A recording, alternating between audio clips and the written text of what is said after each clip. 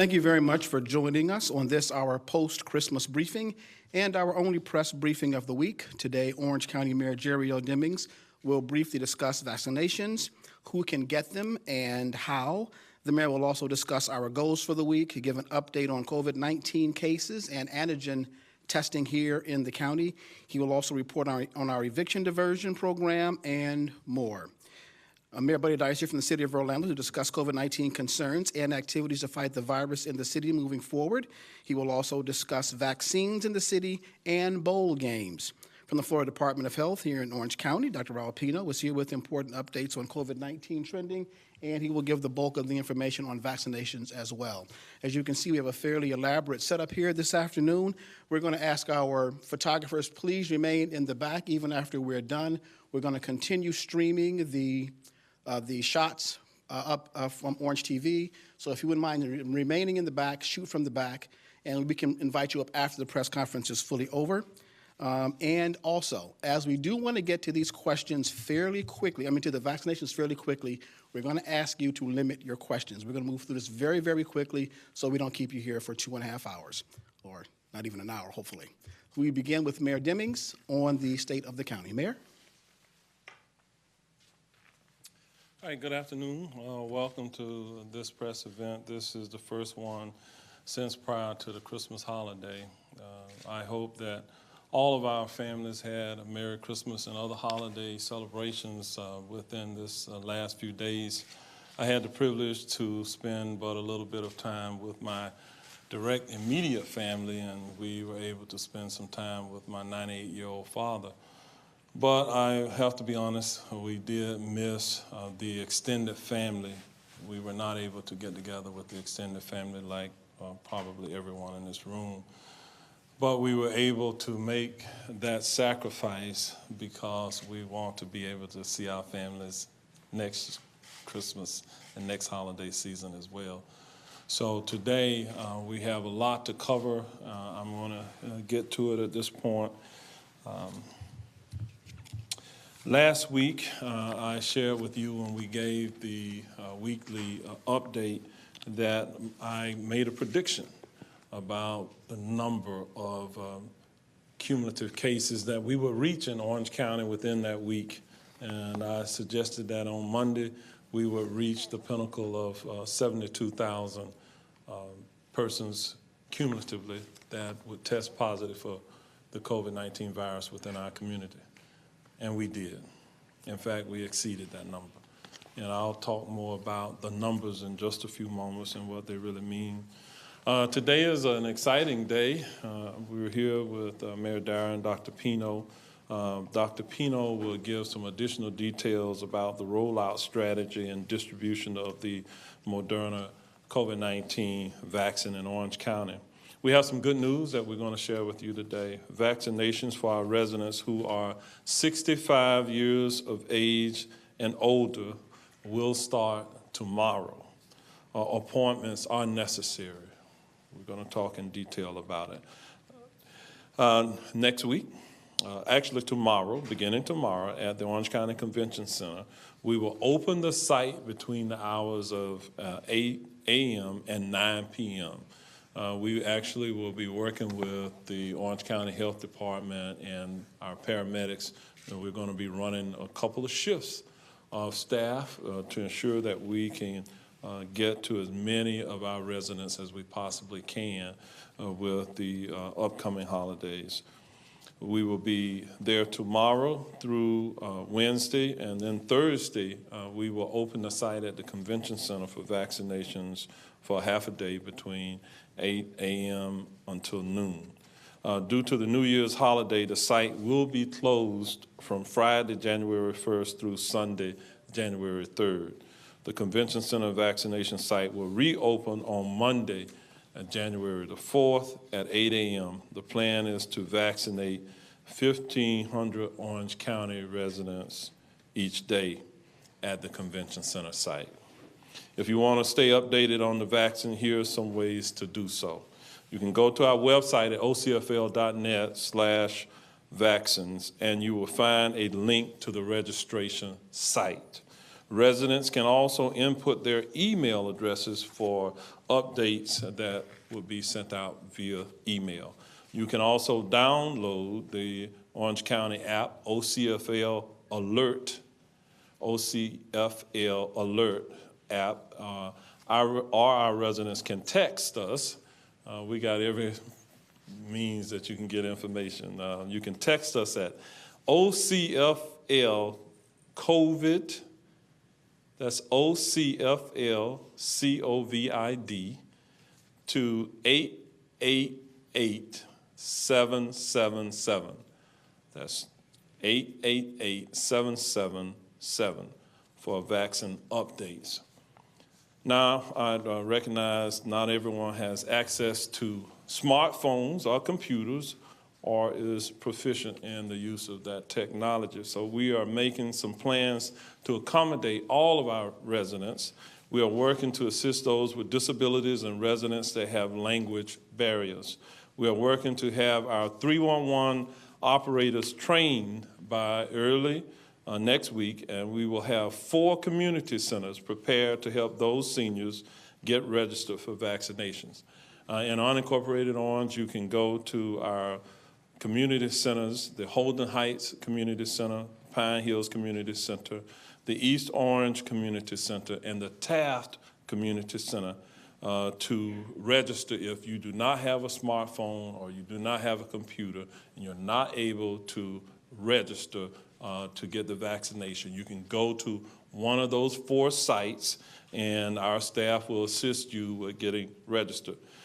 Please bear with us as we work to make sure that all residents have equal access to being vaccinated and getting registered. Mayor Dyer and I, in just a few moments, will be getting our vaccinations following the conclusion of the news conference. We thought it would be best that we would do it at the end of the news conference than in the middle. Right, Mayor Dyer? We want to demonstrate that we are united as a community to fight the coronavirus. We also want to demonstrate that the vaccine is safe. My goals for this week, obviously, we want to continue the slowing of the spread of COVID-19 within our community and to keep our community as healthy as we possibly can. We will assist the State Department of Health in Orange County in the distribution of the vaccine to our emergency medical services workers and those 65 and older. We will continue to offer free COVID testing through Orange County Health Services at Barnett Park through January. Our eviction diversion program using CARES Act monies has been reopened. The goal is to work with landlords and their rent-stressed tenants to help families avoid eviction. So there's still hope if you are anticipating being evicted in the immediate future. Since the pandemic began, there have been a total of 73,691 cases in Orange County. 630 cases were reported yesterday. Our rolling average 14-day positivity rate is 9.7%, which is about the same as our last briefing a week ago. A reported 732 Orange County residents have died as a result of the coronavirus. 732 people have died as a result of the coronavirus. That's an increase of 15 deaths since last Monday.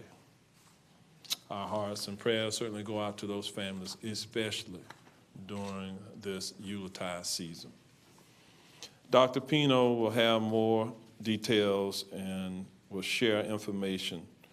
Over 11,900 people have now been vaccinated in Orange County. So nearly 12,000 people have been vaccinated at this point in Orange County. While the vaccine will soon be available to select groups, free COVID-19 testing also remains a priority in our county. Our county health services site at Barnett Park will continue to offer tests 7 days per week from 9 a.m. to 5 p.m. through January the 30th. The site will be closed on New Year's Day. We're still asking residents to get in line before noon, as the line has been closed by early afternoon to accommodate all cars in line. We find those lines are backing up. We have conducted a total of 36,400 tests in December just through Christmas Eve. For more information on testing, you can go to our website at ocfl.net/testing and click on number 1, and the testing site map will come up. In terms of eviction diversion, we have good news for our landlords and tenants seeking rent relief. Our eviction diversion program has reopened, and applications will be taken through January the 29th. We will keep the online application portal open until the funds are depleted or there's a transition to the federal rental assistance program in the most recent stimulus bill that was announced by Congress. Again, you can get information on eviction diversion by going to our website at ocfl.net/eviction diversion for a full list of eligibility criteria.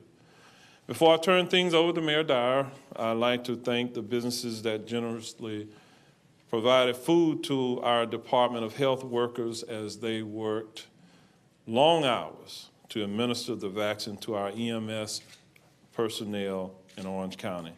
Many of these healthcare workers given the shots would normally have been home with their families during the holiday, and we appreciate their dedication. So thank you to the following restaurants and resorts for providing food to these dedicated workers.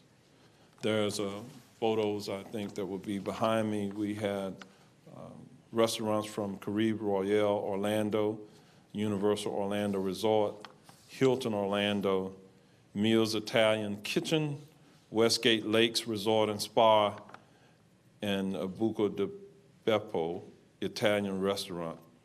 And also thank you to Center Plate for providing refreshments. And Mayor Dyer. Thank you, Mayor Demings. We are in the last few days of 2020, so that means it's been around 10 months since the pandemic first impacted our community, and quite honestly, 10 months is a long time, no question about it. But with the new year comes new hope, and much of it is thanks to the COVID-19 vaccine that Mayor Demings was referring to. So I'll be joining Mayor Demings to get the vaccine and encourage every person in our community to our festivals, our theme parks, our city full of activity again. So I'm grateful to the scientists who have worked so hard to create these vaccines that can save lives and get us on a path back to our normal lives. I want to urge every person in our community to seriously consider getting vaccinated when the opportunity arises for them. We know that the vaccine rollout will take some time, and it'll be several months until all our residents have access to be vaccinated. So we must continue our pandemic precautions to keep ourselves and our families and others safe. Wearing a mask, I don't think I've been to a press conference yet when I haven't stressed that. It'll continue to make a difference in stopping the spread of the virus. In terms of assistance for seniors in the city of Orlando in the registration process that Mayor Demings laid out, we'll make the Beardall Center and the L. Claudia Allen Center, which are our senior centers, available to assist residents who need the assistance to get registered. Lastly, usually this time of year, our community is welcoming thousands of college football friends from around the country who are attending our city's bowl games. There are 3 games this year in Camping World Stadium, the only venue nationally that has 3 bowl contests, and these games are a little bit different this year. Numerous health and safety measures are in place at Camping World Stadium, including wearing face coverings, limited capacity, and physical distancing seating. The health of fans and athletes and staff is also our top priority at the Amway Center, where the Magic has started its regular season. They are also physically distancing, wearing masks, and limiting the capacity to 4,000 fans per game. Same for the Solar Bears, which will begin their regular season tomorrow and will also have that limited capacity. I want to share that both the Amway Center and Camping World Stadium have received the Global Biorisk Advisory Council STAR Facility Accreditation by following a comprehensive program designed to help facilities establish best practices and procedures on cleaning, disinfection, and virus spread. This certification is a gold standard for venues and will help us safely host events. With that, I would like to wish everybody a happy and a safe New Year. Dr. Pino. Good afternoon, everyone. I'm going to skip the information on the numbers as the Mayor Demings provide that information and move straight into the vaccine distribution. I want to first thank Dr. Prince, our medical director, our director of nursing. Name is escaping now. Oh, Marlene Andreoli. Just skip for a second. And then our other nurse is Ann McLeod, who is also here to provide the mayors with the vaccine. Also, Mayor and both mayors and the staff, Director Banks, Director Yolanda Martinez, John Goodrich, and everyone at the Convention Center has been just amazing for us to be able to do this quick.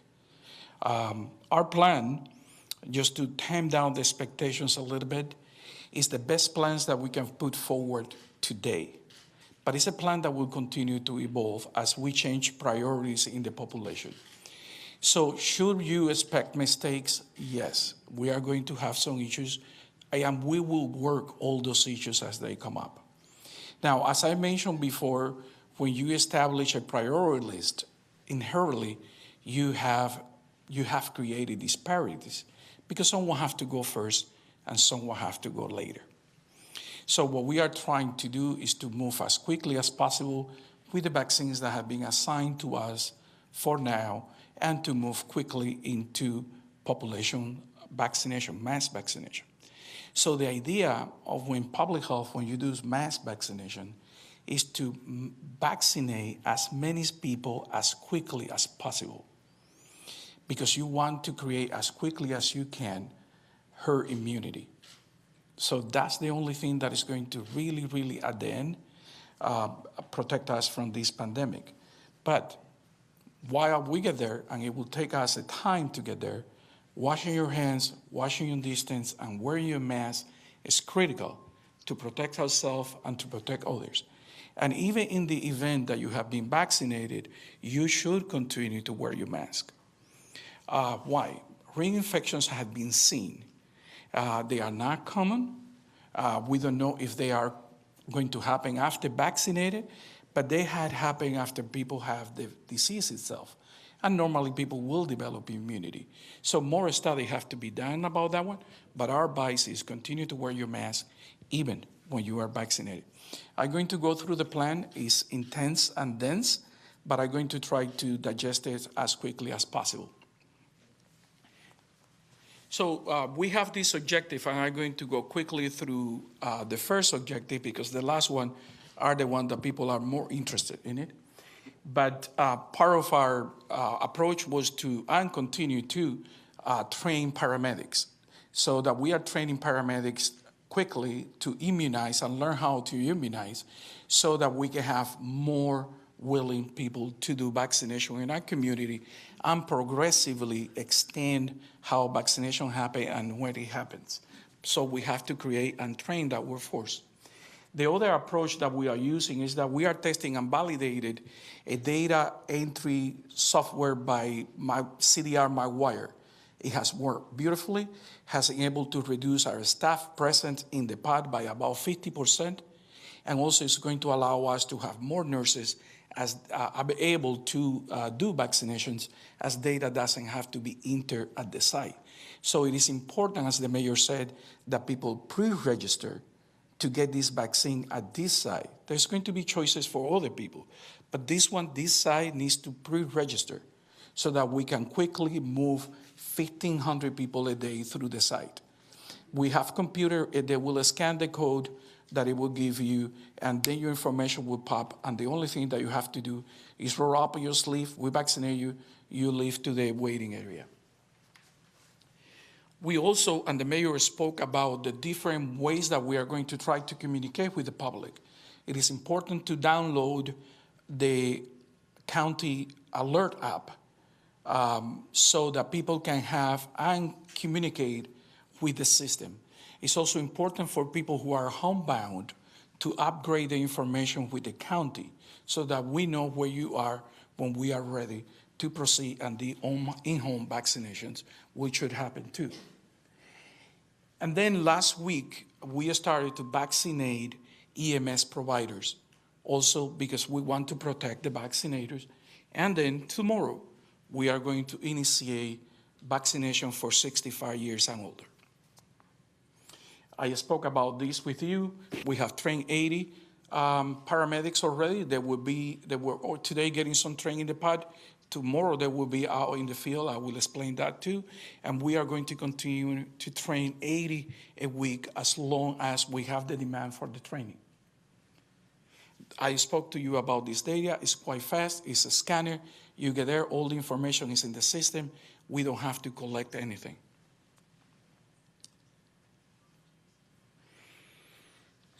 The mayor spoke about the different ways that we are going to communicate with the public, and that also includes reverse calling by 311 and every breach alert, but we will not go into the technicality of this. We also vaccinated or gave the opportunity to vaccinate Florida Department of Health employees that will be directed doing vaccination, as well as the health services employees that will be involved in our vaccination. Now, we have two ways to do vaccinations for 65 years and older. One is a closed pod, and then open pods. The closed pod meaning is limited to a number of people. And we are going to have two different versions. We are going to have a version that is going to be mobile, and for that we have selected 19 HUD 202, Section 202 housing in our county to test these pod first. They have been selected, our staff are in contact, and then we will send there the vaccinators, and they will vaccinate the residents of those facilities. We are interested in having access to minority, people of color, socioeconomically challenged individuals in our society, as well as people who have lack of access to healthcare or providers. So these mobile pods are going to focus on that type of population to have access to it. This will speed up, but first we selected 19 that has about, I believe, close to, 1,455 bedrooms within those units. So we are assuming that at least one person of 65 years or older is living in those facilities. And we will vaccinate thoroughly to those facilities as we test this theory. These people will register independently of the general population, and we will send registers there in case that they need extra help. That will start again tomorrow, and that will be done with support from the EMS services in our county. Now, the open pod for 65 years and older, meaning anyone who is 65 years and old or older can come to the pod. This is the one that is happening at the convention center. And the way that it happens is because you have pre-registered and you age. When you enter your birthday in the information, your age is going to either accept you to have an appointment or not to have an appointment.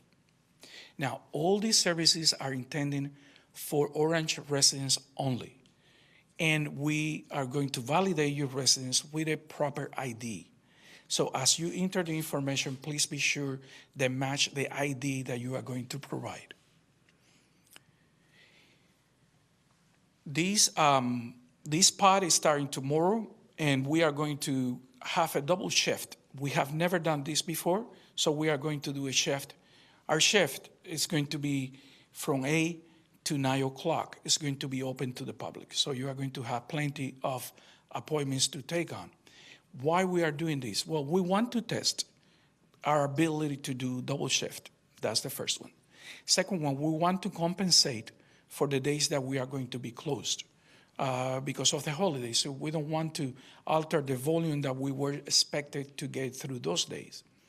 And also, we have to test the feasibility of doing this type of approach, and if we have the demand for this type of approach. We think it is, at least at the beginning when we have an increased volume, but we also want to offer the flexibility to individuals that are working 7 to 5, 8 to 5, 9 to 4 to come up and register for later appointments. As I mentioned to you, we are expecting to vaccinate 1,500 people a day, and that's a significant number. I want to show you, remember, by appointment only, Orange County residents must be 65 years and older, must present a valid ID, and we are not taking walk-ins at this facility at this time. Why? Because the way that it's designed is unsafe for people to walk. There's a lot of traffic there right now. So if that possibility arises and the need arises, we will also try to accommodate. But as it is right now, it's not feasible right now. This is the website that people have to go to register. Now, if you have prior registered for a test with the website, you have your information already in the system. It's the same company, it's the same information. So you have to go to Patient Portal Florida, patientportalfl.com. And when you enter your information there, it's a very simple process, it's very intuitive, and it will guide you, and it can be used on the web, on mobile devices as well. This is the site that we are at right now. So this is Universal Boulevard. Here's International, and here is Convention Way. When you come from Universal Boulevard, you have to make a U-turn right here. Or if you are coming from, this is International, from International, then you go this way. This is the convention center, and you are going to go on the kind of undercraft area that is the loading docks for the semi-trucks. That's where, and I want to show you pictures, how the entire process is going to work. And then you go through the undercraft area inside here, and when you come out, this is where people will go and park for the 15-minute wait in case of any reaction. We do have an EMS unit right here monitoring people performance during the waiting period and ready to mobilize or transport anyone if needed. This is what to expect. So this is a vaccine that we are giving at this site right now. That is Moderna. It comes in vials of 10 doses each. It's cloudy. So if you see that it's cloudy, it's normal. It's supposed to be like that. And it has 10 dosage per ball, and the dosage is 0.5. You will get also a card with the information on what is the lot number for your vaccine. That card is important. The system will generate a card and archive a card in the web page, and you are going to get a physical card. And our advice is that you take a picture of that card and save it in your mobile device if you have it, so that in case that you need it in the future. So this is the point where people will enter in. It's a single door, it's a bay door, and then people will be redirected in two different directions. This middle line is open for emergencies, or if we have to take someone out of the line. So people will come right here, it will divide into two, and this is what you are going to see next. These side tables are where the nursing stations are. So you are going to be asked to take a slide right or left to get into the nursing station where you will get vaccinated. This is also, people will be guiding your traffic. So we ask that you please drive slowly and carefully. It's tight.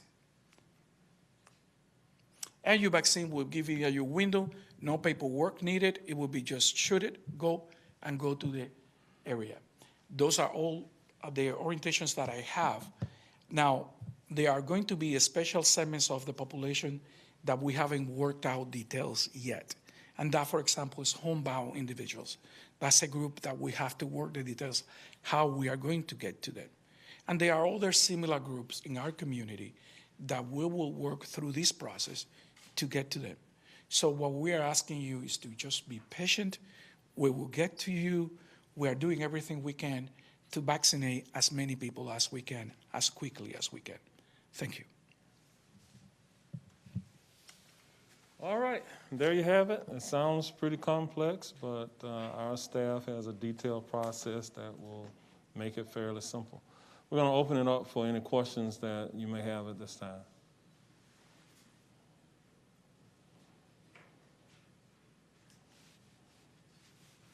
And Amanda Dukes is first.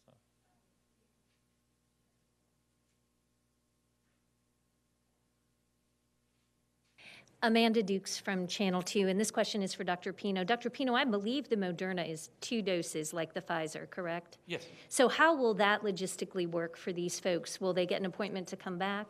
When you make the appointment for the first time, it gives you the appointment for the second time. But also the system will send texts and reminders to individuals about the second appointment. And by the way, the website is open as now. So it's open now for registration. And it's working. A couple of individuals already registered. Jeff Deal with WFTV. For either of the mayors or Dr. Pino, really, you guys all may be concerned about this. Do you guys have concerns about events planned for New Year's and celebrations all over the county for fireworks or downtown festivities, things like that? Well, from a public health perspective, we continue to have the same concerns that we always had about large gatherings, and the guidance continue to be the same.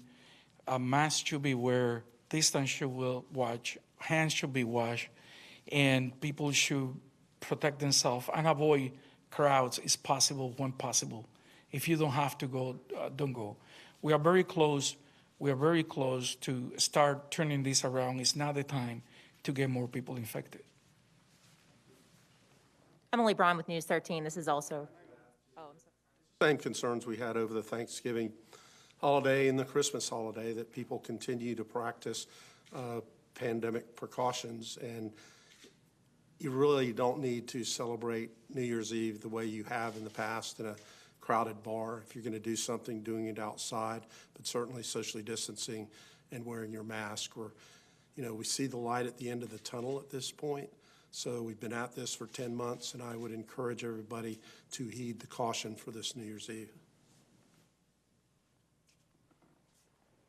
Emily Braun with News 13. This is for Dr. Pino. We've seen really crowded theme parks these past couple days, particularly Universal Studios. They've reached absolute capacity. I know at this point that we haven't had any major outbreaks linked to the theme parks, but do you anticipate that might change based on the, that capacity reached and how crowded it's been over the holidays?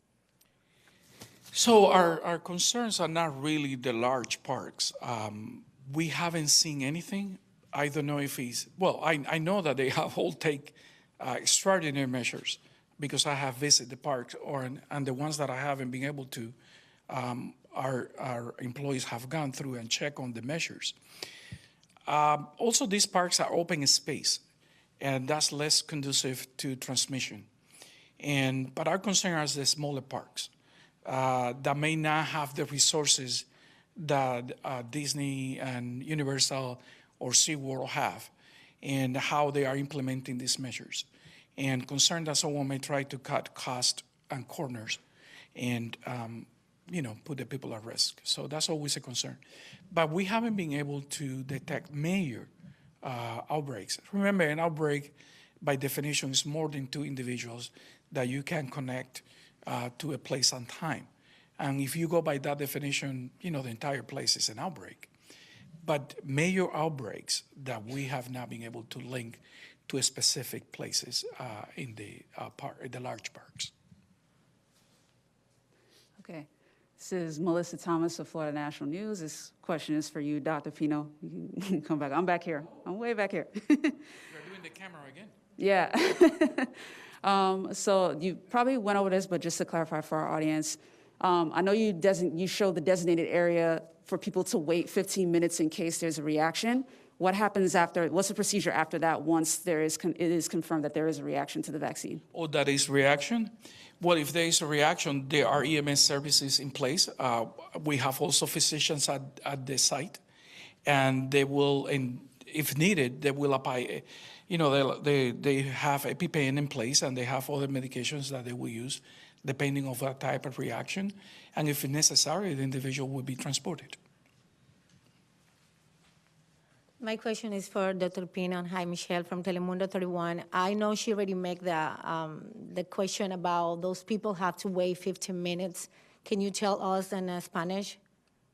Sí, yo estaba diciendo que algunas personas tienen que esperar 15 minutos, otras personas tienen que esperar hasta 30, dependiendo específicamente hay unos casos específicos que el sistema te va a decir tienes que esperar 30 minutos. Dependiendo del tipo de enfermedad que las personas tengan, sí lo dicen en el momento de la registración. Pero todo al menos tiene que esperar 15 minutos en el área del parqueo, donde vamos a estar chequeando si ha habido alguna reacción a la vacuna. Y si ese es el caso, tenemos los paramédicos y el equipo técnico allí para ofrecer asistencia que cualquiera necesite. Y se me había olvidado decir, la vacuna es gratis. No hay costo ni copayment. I forgot to mention the vaccine is absolutely free, although we are collecting insurance information for those who have insurance, because in the future, the government may decide to reimburse us for those vaccines, for the administration of the vaccine. So that's why we are collecting that information, but there is no copayment, there is no cost to you or your insurance at this point that we know. And Dr. Pino, Ryan Gillespie at the Orlando Sentinel.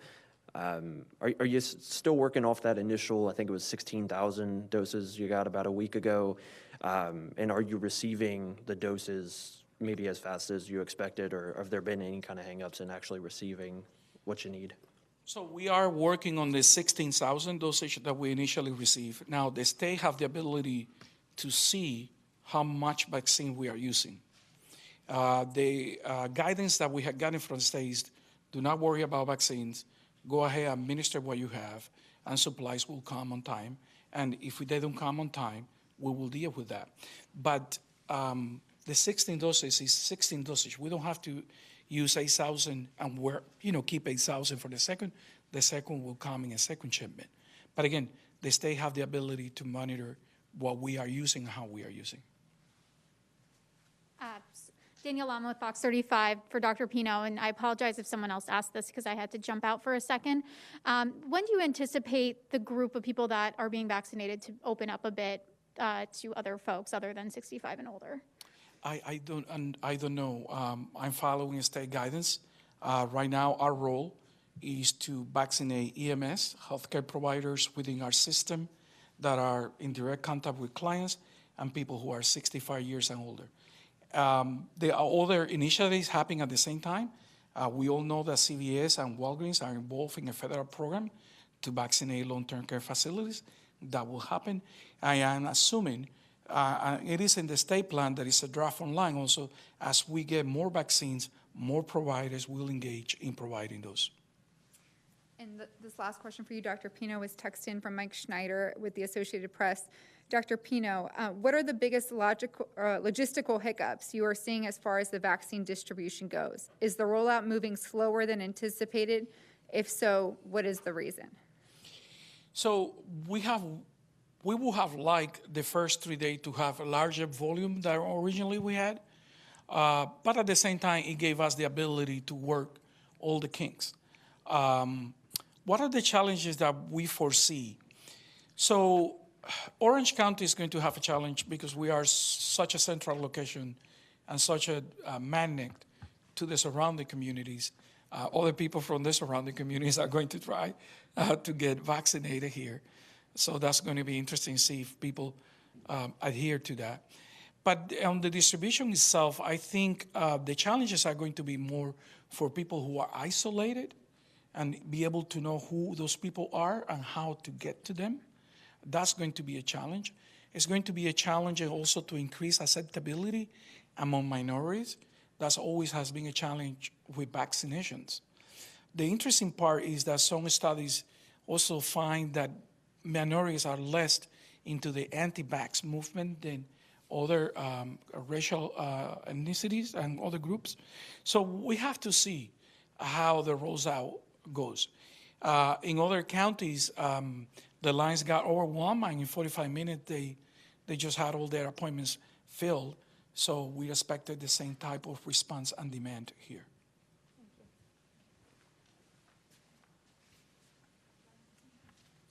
Okay, now that we've concluded our, oh, we have one question, One more question? all the way. All the way around to the back in the red jacket.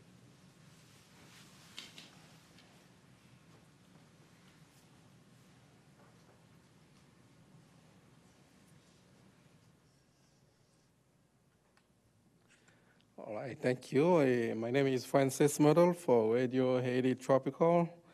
My questions is first for Dr. Pino. On the injection that you already gave to those people, did you register any significant number of significant allergy reaction? No, Thank none you. so far. And the second question is for the mayors. And with the delay signing of the Corona relief package, do you know how many people will be infected? Those who are receiving unemployment payment will be impacted by this, or will they receive the check on time or delay or lose it? I don't have the answer to that question. I know that Congress is trying to act swiftly so that we can avoid some calamities associated with individuals who are receiving unemployment where there's no break there. But at this point, there's probably going to be a gap. We hope that those individuals will have a short period of time in which they have no benefits and they'll be able to catch up. Perhaps it could be days, a week or so, but we're dependent on our members of Congress to work with the administration to make the stimulus relief dollars flow quickly into our community. Okay, well, I think with that, we are going to move forward. Dr. Pino and the staff will administer the dosage to Mayor Dyer and I, so we're ready.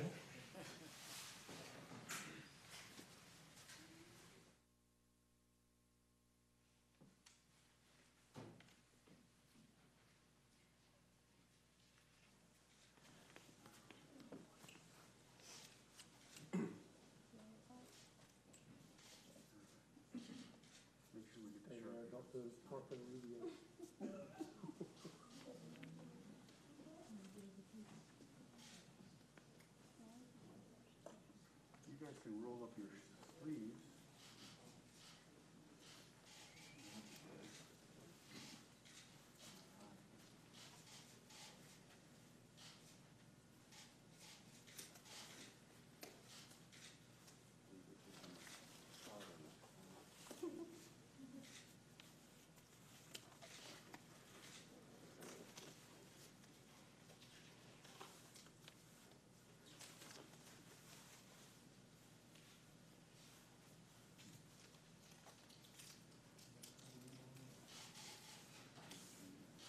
Honey glass.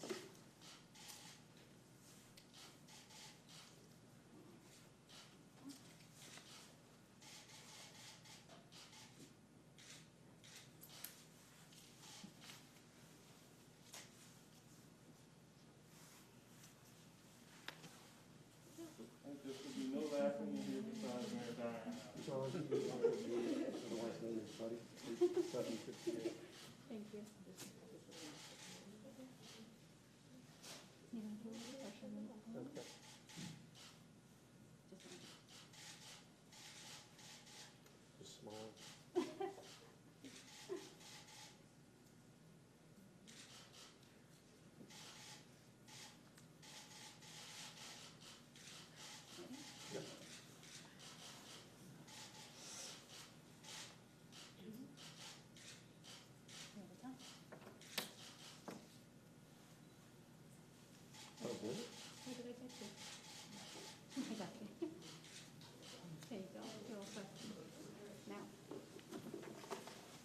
was painless. Yeah, I didn't feel anything. We may have to do it again. You can give me all my shots.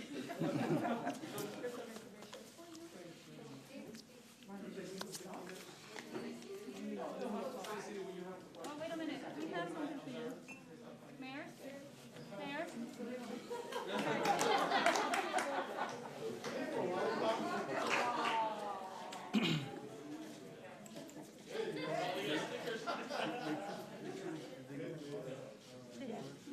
That was the most painless shot I've ever received in my life.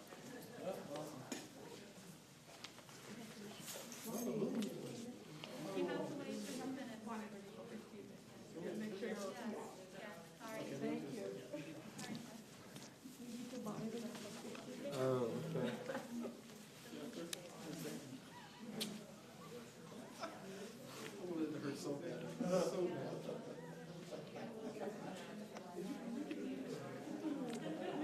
I actually didn't know she was giving me the shot.